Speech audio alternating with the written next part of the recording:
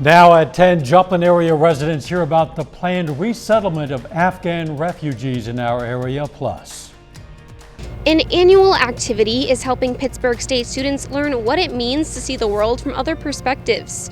I'm Bronte Sorotsky with those details. And why the Oklahoma Supreme Court overturned a lower court's ruling against drug maker Johnson & Johnson. The 4 states' most watched news starts now. Around 50 Afghans will soon be living in the Joplin area. This is KOAM News at 10. Refugee and Immigrant Services and Education, or RAISE, held a public meeting today in Joplin to discuss what this means for the Joplin area. They also discussed what made Joplin a good pick for the refugees. RAISE officials say they provide support for the Afghans beyond what other services can provide.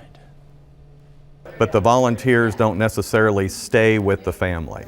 So we are unique, as far as I know, in that we're going to be able to have people that are going to surround these people, make them feel part of the community, and really be with them during their stay in Joplin. Right now, the refugees are at various bases in the United States. Newman says the plan is to begin moving them by the end of January. A Pitt State professor is continuing a tradition of teaching students about new cultures and stepping out of their comfort zones. KOAM's Bronte Sorotsky has more on how the once-a-semester cultural simulation helps students see through the eyes of others. Pittsburgh State professor Grant Moss has lived all over the world. I've lived in Spain, I've lived in Ecuador, I lived in Chile. It prompted him to help the Pitt State community learn about and be more understanding of different cultures through a simulation called Bafa Bafa. The whole idea of the cultural simulation is to teach people that you have a lot of cultural baggage, so to speak, and you have biases, just you grow up with them. Moss splits up the room into 2 groups with their own languages, customs, and rules. Each group then has these different lenses, and so when you go and you visit the other culture, and when you come back and debrief, you're using that lens. So that is what's so powerful about it, is you learn, oh my gosh, I've got years and years of biases. Moss says it's a way for students to understand what it's like to feel alienated or confused when coming from one culture to another. For many years we've had a lot of international students here, and so they feel kind of lost.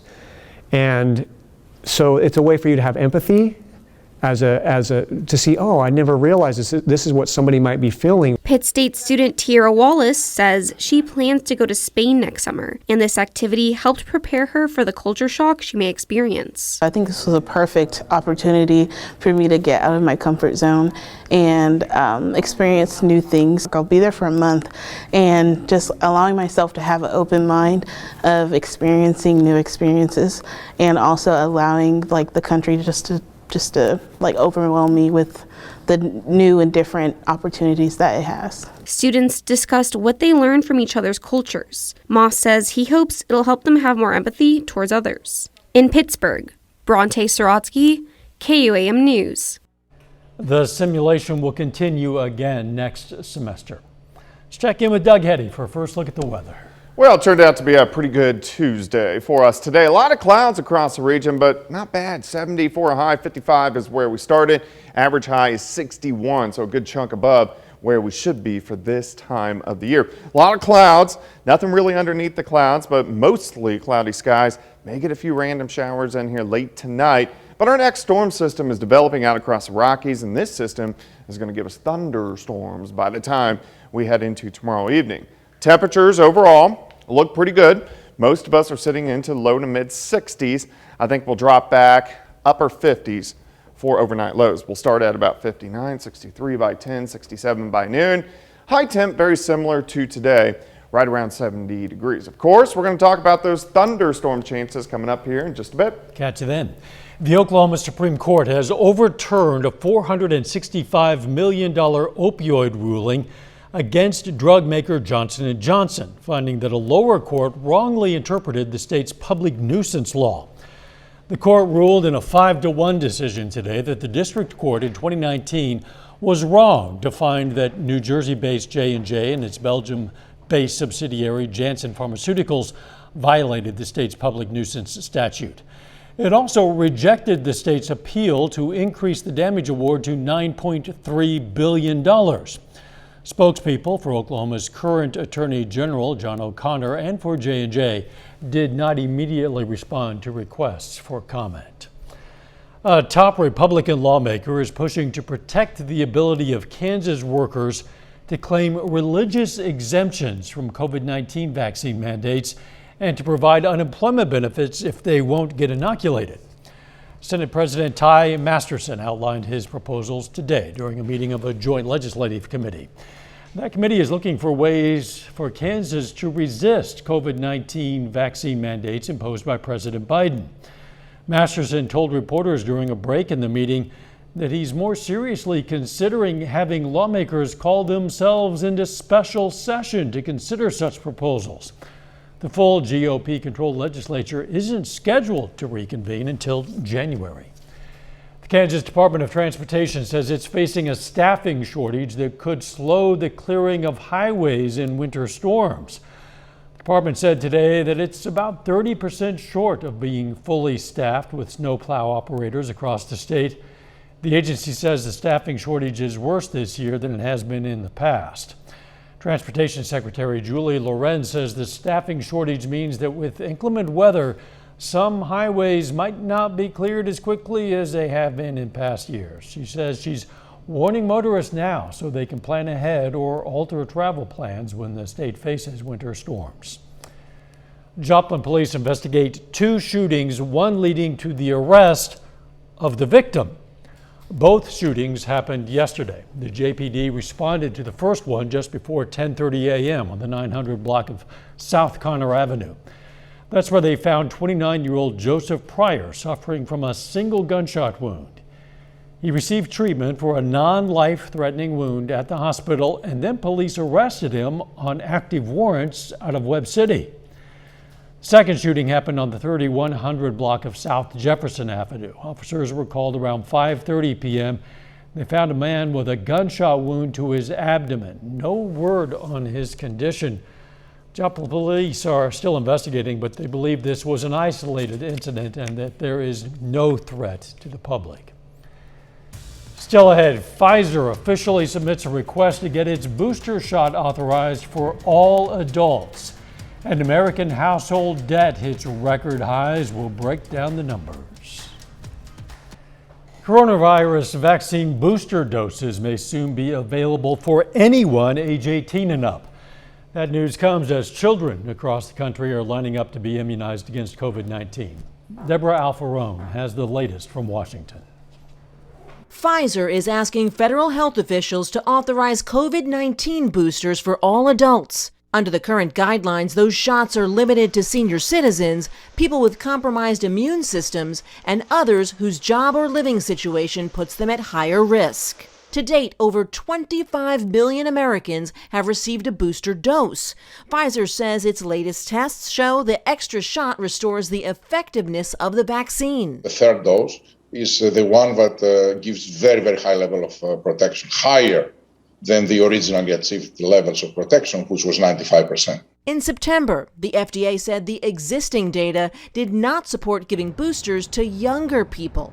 On Monday, the agency indicated it would move quickly to review Pfizer's new request, but would not commit to a timeline for approving it. I am beyond excited. In some areas, meanwhile, the initial demand for the newly authorized pediatric vaccine is exceeding the supply. It's very significant. We just want our daughter to be protected. The reduced dose vaccine has been administered to more than 432,000 U.S. children since it first became available. Deborah Alfarone, CBS News, Washington. More than 80% of adults in the U.S. have received at least one dose of a COVID-19 vaccine. More than 70% are considered fully vaccinated. The House committee investigating the January 6th assault on our Capitol has subpoenaed more top-level members of the 2020 Trump re-election campaign. The committee is looking into reports that some of the former president's campaign aides set up a so-called war room in a D.C. hotel in an effort to overturn the 2020 election. There's a separate legal fight launched by the former president over White House records leading up to January 6th. Former president has sued to keep them private, citing executive privilege. If a federal judge does not step in, the records could be released later this week. Prices are surging for everything from homes to cars to lumber. Another thing that's surging, household debt, which is now at record levels. American households owe more than ever before. The Federal Reserve Bank of New York says U.S. household debt climbed to a new record of $15.24 trillion between July and September. That's 1.9% higher than the previous 3 months, about $286 billion. Credit card balances rose again in the third quarter by $17 billion, but that's still $123 billion lower than before the pandemic. Mortgage balances, the largest part of household debt, rose by $230 billion last quarter, totaling $10.67 trillion. Auto loans and student loan balances rose $28 billion and $14 billion, respectively. The European Union accuses Belarus of acting like a, quote, gangster regime as thousands of freezing migrants camp on the Polish border. Poland has accused Belarus of attempting to orchestrate a crisis on the EU's eastern frontier by funneling migrants to the border in retaliation for sweeping sanctions imposed on Minsk in June. Belarus has repeatedly denied the claims, blaming the West for dangerous, sometimes fatal border crossings and poor treatment of migrants. Later, we're going to have reaction after Fort Scott Community College announced it's ending its football program. Plus, we're going to get some thunderstorms in here by tomorrow evening. We're going to take a look at that coming up.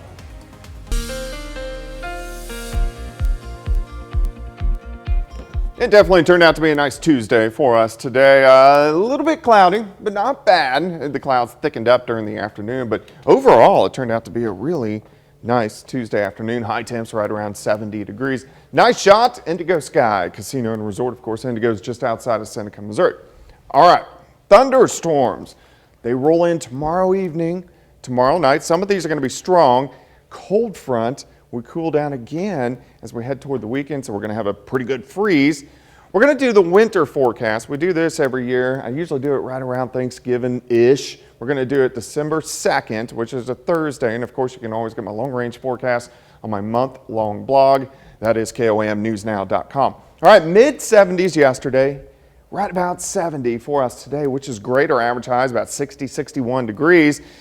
Similar to where we're at right now, 62 in Chanute, 61 Miami, Pittsburgh 61, Anderson much of the same, 62 in Neosho. The winds have been fairly light. We had a weak little cold front that kind of rolled in and then just kind of washed out, but the southerly winds are going to start to pick up as we go through the overnight hours tonight and tomorrow.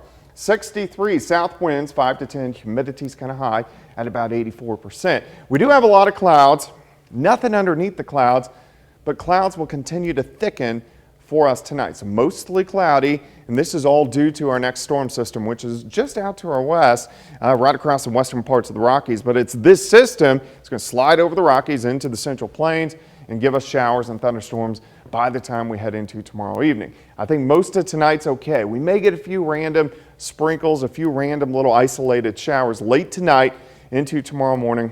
Not a big deal. Mostly cloudy skies throughout the daytime hours tomorrow. In fact, very similar to what we had today. A lot of clouds, upper 60s to near 70 degrees. Here's your forecast. We're going to start at 59, 65 by noon, high temp of 69, a little breezy, south winds at about 10 to 20. Here's 5 p.m. Look at the thunderstorms in our western counties. They come marching in during the evening hours. So I think these will be into the Pittsburgh, Joplin metro area between 7 and 8 p.m. tomorrow. Some of these could be strong, not anticipating severe, but we could get a lot of thunder, a lot of lightning, some heavy amounts of rain, maybe some very small hail, and some gusty winds with these storms. The heaviest storms will be out of here by 10. All the rain should be out of here by midnight, and then behind it, we cool down just a little bit as we head into Thursday. Thursday's still pretty good, upper 50s to near 60 degrees. And then Thursday night into Friday, we get another cold front that drops in. This will give us a few showers by the time we head into Friday morning.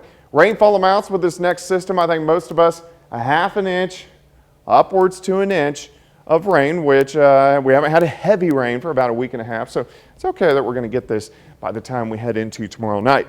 69 tomorrow, 60 on Thursday. Look at Friday, only 49. That's your high. 28 Friday night. We do dry out for the weekend, but cooling down a little bit, highs into the 50s. Is it my imagination, or does it seem like the leaves have fallen off the trees? I know. Like in 2 days. Yeah, we're beyond the peak now, so now we're going downhill. Yeah, and quickly, Yeah. I think. Thanks, Doug. The Jasper and Newton County chapter of 100 Women Who Care is helping support the Alliance of Southwest Missouri's Good Dads program. The group today donated $2,500 to the Alliance. The Good Dad program helps fathers build better relationships with their kids and also helps fathers budget to meet family needs. 100 Women Who Care is an international organization of women who gather with the mission to donate money to local charities. Educators in McDonald County, Missouri are issuing a challenge to parents and kids: read 100 books before kindergarten. Every week, parents of preschoolers in Southwest City, Missouri can pick up a book from a mobile checkout station at the elementary school. Parents are then encouraged to read the book with their kids to ensure they've read 100 books before the start of the 2022 school year. The program is also underway in Knoll, Missouri. Coming up in sports, the Gerard Trojans prepare to hit the road for the first time in more than a month in the 3A state quarterfinals. And the Kansas Jayhawks open the season against Michigan State. Jacob Leonard has those highlights and more up next.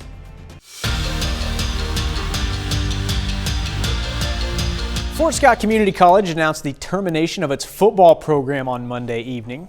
And that announcement came just 24 hours after the team's season ended with a playoff loss to Independence. Now, in a release, the school gave a few reasons for ending the program, including limited resources, changes in Jayhawk Conference eligibility rules in 2016, and, quote, the changing ethos of football in general, end quote. Now, the Fort Scott program has been around for nearly 100 years and has given some local kids their only opportunity to play in college, including former player and current Fort Scott High School head coach Bo Graham. It meant the world to me. I didn't have a lot of offers out of high school to go continue my education and my athletic career, and that was the one place that I feel like wanted me. The coaches there at the time were great. Everything was well, and it's molded me into who I am today. I'm not sure where I'd be today. I might not be coaching today if it wasn't for Fort Scott Community College. We currently have 4 NFL football players in the NFL now, and it's just none of them would ever had a shot if they never came to Fort Scott Community College, because Fort Scott is just a total different animal. It's a great community that wants to support its programs.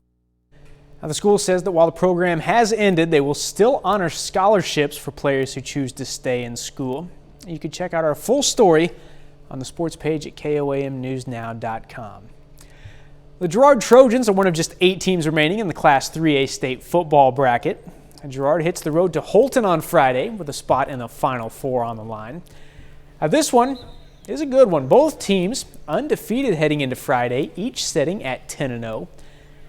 For the Trojans, it's about a 3-hour road trip on Friday, and it will be their first road game in a month after playing 4 straight at home.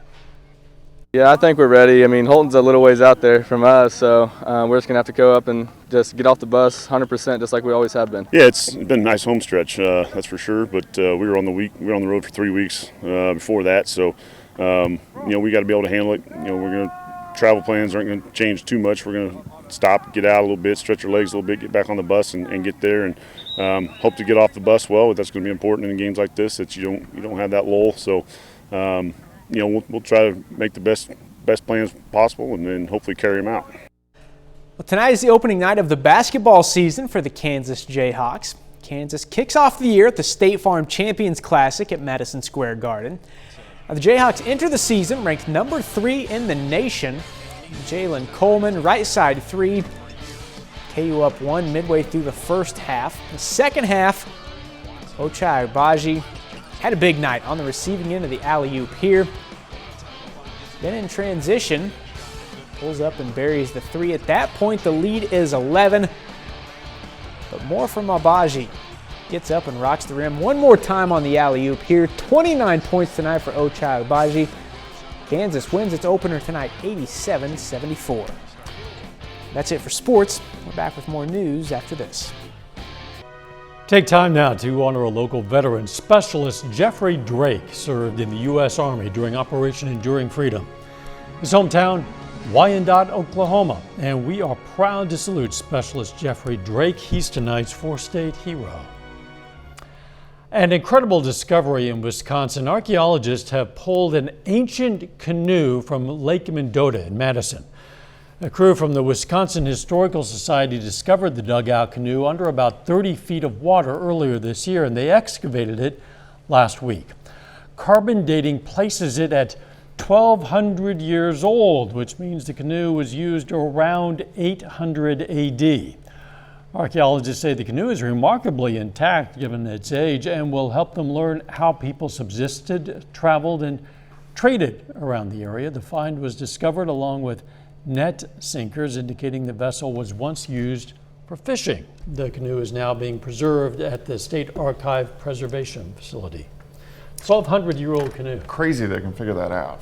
Yeah, it's amazing that thing's so well preserved after all those years. Yes, it is. We're going to be getting some rain tomorrow. We are. This is mainly going to be in the evening into the overnight hours with showers and thunderstorms. Some of these could be a little bit on the strong side. Mainly cloudy through the day, high temp right around 69. Really cooling down as we head toward the weekend. Final sports note. Pretty busy day for the sports department here tomorrow. It's National Signing Day. We'll be at it as many as we can, including Joplin and Webb City. We'll have all that covered right here tomorrow night. Looking forward to that. Don't forget the morning news at 5 a.m. and let's make it a great tomorrow.